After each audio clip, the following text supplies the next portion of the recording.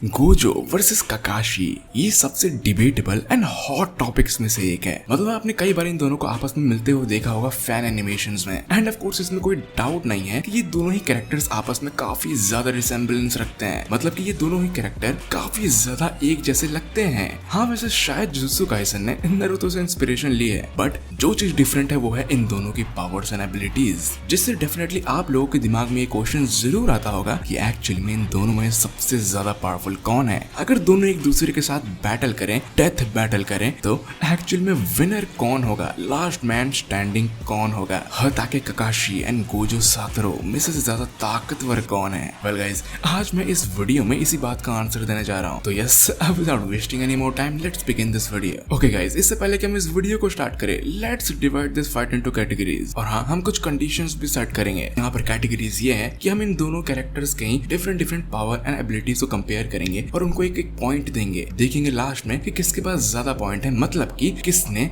ज्यादा कैटेगरीज में जीत हासिल की है। और हम इस वीडियो के एंड पार्ट में इन दोनों के फाइट को एनालाइज भी करेंगे एंड विनर डिक्लेयर करेंगे। तो सबसे पहला कैटेगरी है एनर्जी लेवल। अब यहाँ पे मैंने डेफिनेटली एनर्जी लेवल नारुतो के चाक्रा को कंसिडर किया है और जुजुत्सु काइसन में कर्स्ड एनर्जी को। अब जो लोग भी नारुतो देखते होंगे उन्हें ये बात अच्छे से पता होगी, जो ककाशी का चाक्रा नेचर था one of the most strongest chakra nature में से एक था। बट सवाल ये उठता है कि ककाशी के अंदर कितना चाक्रा रिजर्व था। इसमें कोई डाउट नहीं कि ककाशी के अंदर एक अच्छा खासा चाक्रा रिजर्व हमेशा रहता था। वो एक बहुत ही ज्यादा पावरफुल शिनोबी था, बट क्योंकि ककाशी ओबीटू का एक शारिंगान पोजेस करता था जो कि उसका नहीं था, और ककाशी उचिहा भी नहीं था, दैट मींस कि उसका शारिंगान उसका बहुत ज्यादा चाक्रा कंज्यूम करता था। और हमने कई बार ये देखा है, कई बार से मेरा मतलब है बहुत ज्यादा बार ये देखा है कि ककाशी हताके बैटलफील्ड में कई बार ढेर हुआ है या फिर एग्जॉस्ट हुआ है चाक्रा के खत्म होने के बाद, या फिर शारिंगान को ओवर यूज करने के बाद। ककाशी ने नारुतो को ये बात अच्छे से समझाई थी कि नारुतो का जो बेस चक्रा लेवल है वो ककाशी से भी 4 गुना ज्यादा है, और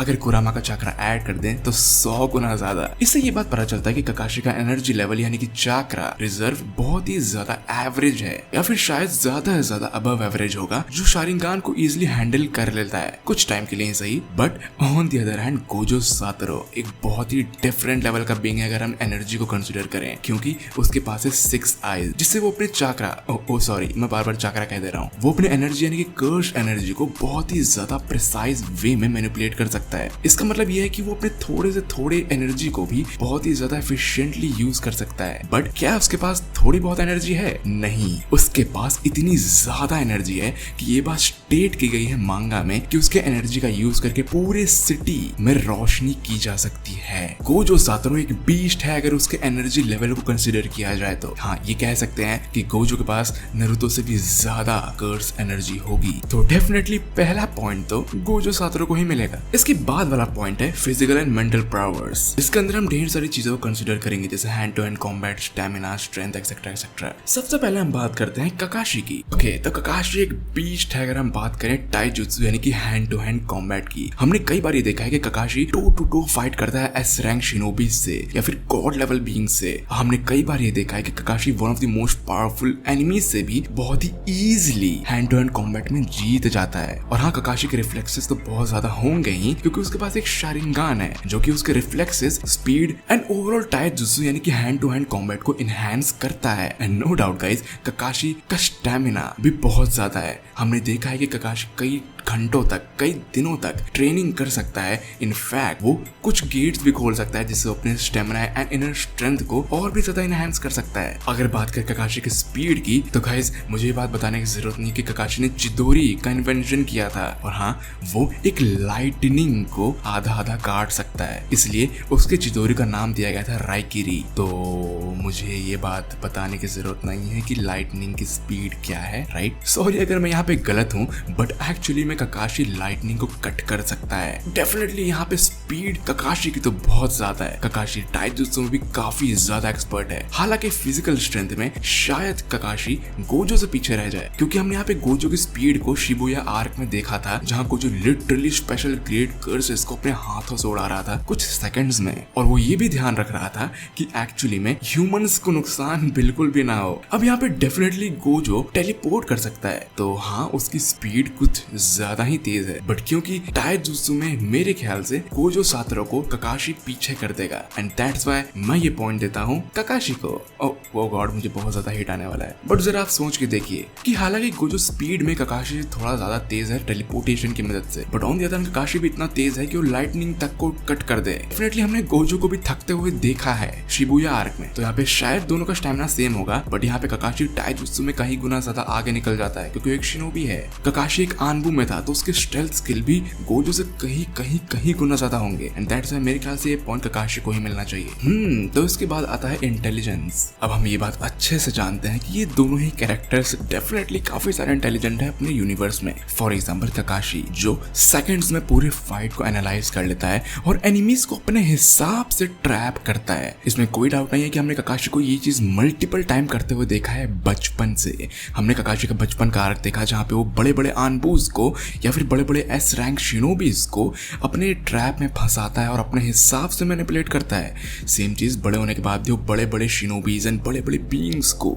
इजीली डिफीट करता है या फिर अपने हाई इंटेलेक्ट की मदद से उन्हें हरा देता है। On the other hand Gojo Satoru भी कुछ कम नहीं है, वो भी बड़े बड़े फाइट्स को इजीली एनालाइज कर लेता है। वो हमेशा बिगर पिक्चर देखता है और हाँ, गोजो सातोरू कभी भी अपने दिमाग की वजह से तो नहीं हारता। हमने इन्वेंटरी शिबुया आर्क में देखा था कि गोजो अपने ओपोनेंट्स के चाल को इजीली समझ गया था, उन्हें काउंटर अटैक इजीली कर रहा था। उसके सामने हजारों सिविलियंस थे, वो तो जानता था कि कब उसे अटैक करना है, कब डिफेंस, कब उसे किसे मरने देना है। वो हर चीज इजीली एनालाइज कर ले रहा था। मेरे ख्याल से इस सेक्शन में दोनों को टाई हो जाना चाहिए, लेकिन एक बार आप लोग नीचे कमेंट सेक्शन में बताइए आपका क्या ख्याल है, इस सेक्शन में ककाशी जीतेगा या फिर गोजो। मेरे ख्याल से ये पॉइंट दोनों को ही सेम मिलना चाहिए। हाँ, अगर आप किसी एक को पॉइंट देना चाहते हो तो इससे आप पूरा गेम बदल सकते हो, तो नीचे कमेंट सेक्शन में पॉइंट जरूर दें। यहाँ पे दोनों के विजुअल पावर्स की बात करते हैं। डेफिनेटली सबसे पहले ककाशी।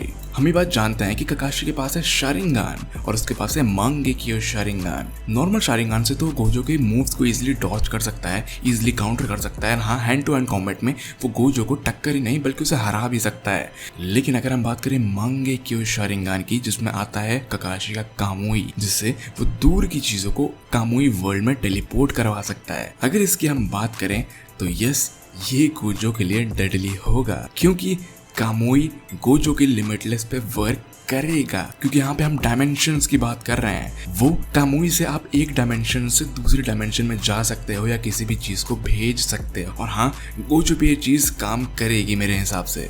ऑन द अदर हैंड हम ये देखें कि गोजो के पास क्या क्या पावर्स हैं, तो यहाँ पर उसके 6 आइज ऑलमोस्ट हर चीज को प्रूव कर देती है कि वो एक्चुअल में बेटर है। देखिए, गोजो के पास 6 आइज है, जिससे डेफिनेटली वो बहुत ही minor and minute chakra energy को इजीली डिटेक्ट कर सकता है। वो अपने 6 आइज से ककाशी किसी भी क्लोन को इजीली पहचान लेगा कि ये क्लोन है। वो अपने 6 आइज से अपने एक चाक्रा या कहें अपने एनर्जी, कर्स एनर्जी को इजीली मैनिपुलेट कर सकता है। और हाँ, इससे आती है डिफरेंट एबिलिटीज जैसे लिमिटलेस एंड हाँ ब्लू, रेड एंड हाँ उसका रिवर्स कर्स टेक्निक हम कैसे भूल सकते हैं, यानी कि हॉलो पर्पल। तो मेरे ख्याल से यहाँ पे ककाशी एक कदम और आगे निकल जाता है क्योंकि हॉलो पर्पल को डॉज करना इम्पॉसिबल है। लेकिन अगर हम लोग ये देखें कि ओवरऑल दोनों की एबिलिटीज क्या क्या है, तो यहाँ पे गोजो के पास ब्लैक फ्लैश भी है जिसे इग्नोर नहीं किया जा सकता। अगर कोई भी सॉर्सरर सिर्फ ब्लैक फ्लैश भी यूज करता है तो भी वो ऑलमोस्ट स्पेशल ग्रेड का सॉर्सरर है। और हाँ, यहाँ पे गोजो सीक्रेट टेक्निक भी परफॉर्म कर सकता है जो गोजो क्लैन को सिखाए जाते हैं या फिर बिग 3 फैमिलीज को सिखाई जाती है, जैसे falling blossom emotion. On the other hand Kakashi के पास है Chidori and other lightning techniques. वो शिनोबी टैक्टिक्स को भी यूज कर सकता है जैसे सब्स्टिट्यूशन जुत्सु और हाँ 1000 ईयर डेथ कैसे बोल सकते हैं। बट अगर हम इन दोनों के फाइट को एनालाइज करें तो जहां तक मुझे लगता है कि यहाँ पे फाइट कुछ इस तरह होगी। दोनों आपस में भिड़ेंगे, ककाशी और गोजो एक दूसरे की आंखों में देखेंगे पट्टी बांध के। गोजो ककाशी को उत्साहित करेगा कि वो उससे लड़े, बट यहाँ पे ककाशी गोजो के ट्रैप में ना फंस करके उसको अपने ट्रैप में फंसाने का ट्राई करेगा। अगर यहाँ पे ककाशी के पास थोड़ा सा प्रिपरेशन टाइम होगा तो वो अपने एनवायरनमेंट को अपने तरीके से मैनिपुलेट कर सकता है। और हाँ, डिफरेंट जुत्सु जैसे जमीन से निकलना, आसमान से निकलना, लाइटनिंग, चितोरी, बहुत सारे डिफरेंट मूव परफॉर्म कर सकता है, smoke bomb, shadow clone, different चीजें। But at the end of the day ये सारी चीजें गोजो के लिए बस मजाक भर है। क्यों? क्योंकि कोई भी फिजिकल अटैक छोटा या बड़ा गोजो पे काम नहीं करेगा। यहाँ पे ककाशी के पास सिर्फ एक ही ऑफेंसिव एबिलिटी है और वो है कामुई, जिससे डेफिनेटली वो गोजो को चोट पहुंचा सकता है। और ऐसा करने से पहले शायद गोजो उस जगह से हट जाए, या फिर अगर वो डैमेज खाएगा भी तो शायद अगला ब्लो ककाशी को मार देगा। On the other hand Gojo के पास मल्टीपल टेक्निक्स है ककाशी को हार्म करने के, या ऑलमोस्ट हर चीज ककाशी को हार्म करेगी, फिजिकल या फिर कोई भी पावरफुल कर्सेस। बट हाँ, यहाँ पे ककाशी भी अपना डिफेंस बहुत ही अच्छे से करेगा, क्योंकि जैसा कि मेगा ककाशी की स्पीड ऑलमोस्ट लाइटनिंग के बराबर है। तो मेरे ख्याल से इस पूरे बैटल का आउटकम यही निकल के आता है कि गोजो सातरो ककाशी को डिफीट कर देगा। बल्कि गाइस, आपका इस बारे में क्या ख्याल है, आप लोग नीचे कमेंट सेक्शन में जरूर बताइएगा। तब तक मैं आपको किसी नेक्स्ट वीडियो में, इस चैनल को सब्सक्राइब कीजिएगा, इस वीडियो को लाइक कीजिएगा। तब तक मैं आपको किसी नेक्स्ट वीडियो में। Good luck.